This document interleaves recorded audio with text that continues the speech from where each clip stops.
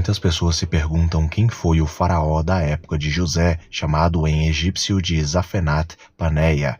Zafenat-Paneia foi o vizir, o governador do Egito, na época em que o Egito passou por 7 anos de grande fortuna, de grande prosperidade e também 7 anos de grande miséria. Neste vídeo nós iremos descobrir através da egiptologia e da história egípcia e também da Bíblia a respeito de quem foi esse misterioso faraó da época de José, e iremos também tratar de um certo assunto que é quase não falado aqui no YouTube a respeito dos faraós da época de José, até porque foram mais de um. Dito isto, se inscrevam no canal, deixem os seus likes e fiquem com mais este vídeo.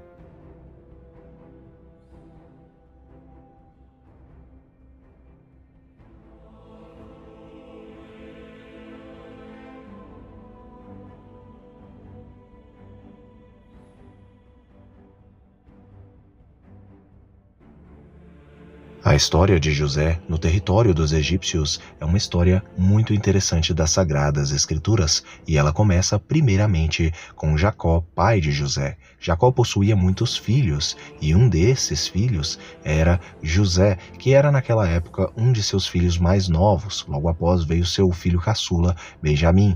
Jacó, ele amava muito José. Já os irmãos de José tinham uma certa inveja de José e acabaram tramando contra a vida de José e acabaram vendendo ele como um escravo até a terra do Egito. Jacó chorou muitos e muitos dias pelo seu filho José, porém Deus honrou ao filho de Jacó, José, e fez com que ele, por conta de sua obediência a Deus, José era temente a Deus, ele basicamente enriqueceu e saiu de um escravo para governador do território do Egito. Mas antes disso passou por algumas coisas, como por exemplo a casa de Potifar, general do faraó. Ele acabou sendo acusado injustamente e preso, porém Deus o libertou e o colocou como governador, o segundo homem mais poderoso da terra do Egito, abaixo apenas do próprio faraó. Uma dúvida que muitas pessoas têm a respeito da história de José e um questionamento muito comum para os leitores do livro de Gênesis é a respeito do nome de quem era, afinal de contas, o faraó da época de José. Porém, para falar a respeito deste assunto, nós precisamos entender primeiramente que não foi apenas um faraó durante a vida de José, mas alguns faraós, porque alguns faraós, segundo a egiptologia e a cronologia bíblica, juntamente com a cronologia histórica egípcia, nós precisamos entender o que a história egípcia cronológica vai dizer a respeito desses faraós, e através da cronologia, linha temporal bíblica, nós iremos decifrar quem são esses faraós. Através da cronologia bíblica e da cronologia da egiptologia, nós entendemos que o primeiro faraó, quando José chegou como escravo na terra do Egito, era o faraó chamado pelo nome de Amenemes II. O faraó Amenemes II, ele era o faraó que tinha como seu general a Potifar. Potifar era general de Amenemes II. Quando José ele é preso, este faraó, o faraó Amenemes II, ele acaba falecendo, e então logo após 2 anos, que José ficou aproximadamente 2 anos preso, logo após quando José acaba saindo ali por uma forma de milagre, ali José sai daquela prisão no território do Egito e ele vai interpretar o sonho do próximo faraó. Este faraó, segundo a cronologia egípcia e a cronologia temporal bíblica, nós sabemos que esse faraó era o faraó Sesostris II. Sim, Sesostris II foi o faraó a quem teve o sonho, aquele sonho das vacas gordas e as vacas magras, as espigas mais fortes, mais grandes, e as espigas mais pequenas. O que nós sabemos a respeito de Sesostris II, ou também chamado Senusret II, foi que ele foi o 4º faraó da 12ª dinastia egípcia, tendo governado entre 1895 e 1878 a.C., que equivale a pelo menos 3.878 anos atrás.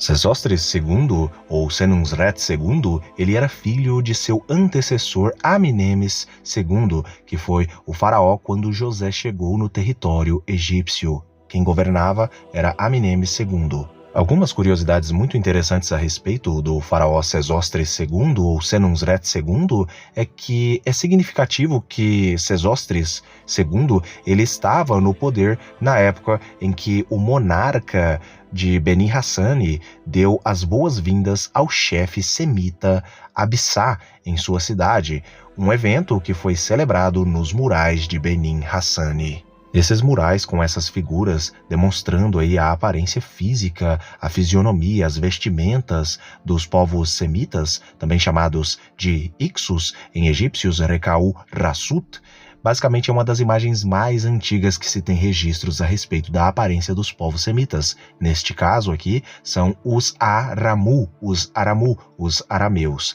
visitando o Egito nesta época.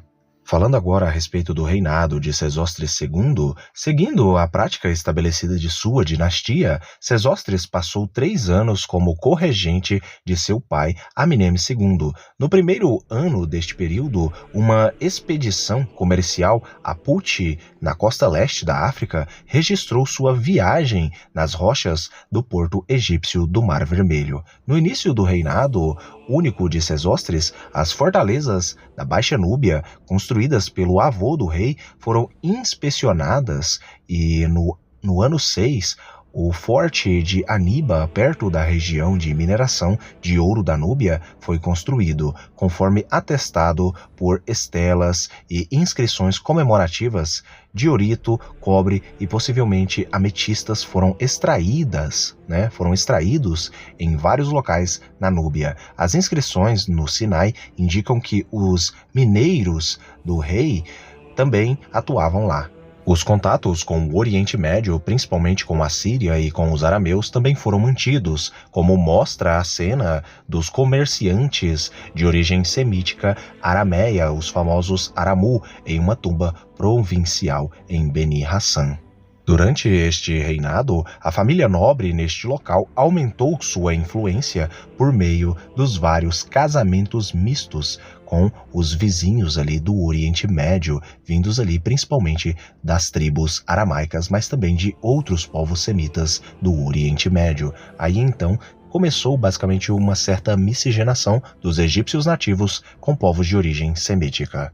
Algo que pode surpreender alguns leitores da Bíblia é que a narrativa da egiptologia dá a entender que o faraó Sesostris II, no caso, ele teria falecido durante os primeiros 7 anos de prosperidade na terra do Egito, do sonho do próprio faraó. Então, ele foi sucedido aí pelo faraó Sesostris III, que era filho de Sesostris II. Uma curiosidade muito interessante é que muito provavelmente foi o faraó Sesostris III, filho de Sesostris II, quem chamou Jacó ou Israel para habitar e morar no território egípcio. Outra curiosidade a respeito de Sesostris III é que muito provavelmente foi Sesostris III a quem foi abençoado por Jacó, porque o texto de Gênesis 47 diz que Jacó abençoou aquele faraó.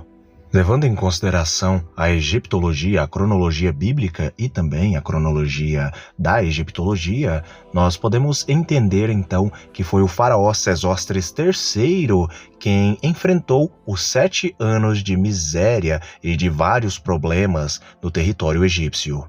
Curiosamente, é-nos dito que no reinado de Sesostris III, ele enfrentou diversas dificuldades, e elas são descritas aí nos textos antigos egípcios como sendo rebeliões, tumultos, confusões que aconteceram por causa destes 7 anos de miséria no Egito. Esses tumultos, tudo isso que aconteceu aí no reinado de Sesostris III foi por conta do sonho de seu pai, Sesostris II.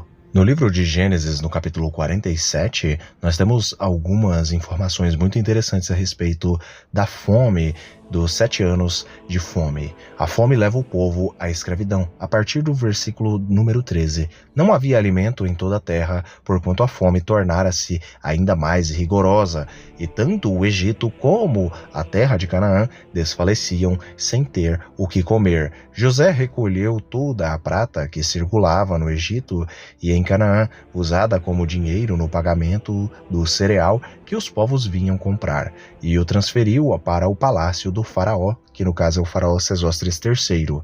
Quando se esgotou toda a prata do Egito e de Canaã, todos os egípcios foram suplicar a José: dá-nos pão, porque deveríamos morrer sob tua vista, pois não há mais dinheiro algum. Então José orientou-os: trazei vossos rebanhos, e vos darei trigo em troca dos vossos rebanhos, considerando que vossa prata acabou. E as populações trouxeram seus rebanhos a José, e este lhes deu trigo e pão em troca de cavalos, de ovelhas, de bois e de jumentos. Naquele ano ele os sustentou de pão em troca de rebanhos. Quando terminou aquele ano, no novo ano voltaram a ele e argumentaram: não podemos ocultá-lo ao meu senhor. Esgotou-se, na verdade, todo o nosso dinheiro, e todos os animais dos nossos rebanhos já pertencem a ti, ó meu senhor.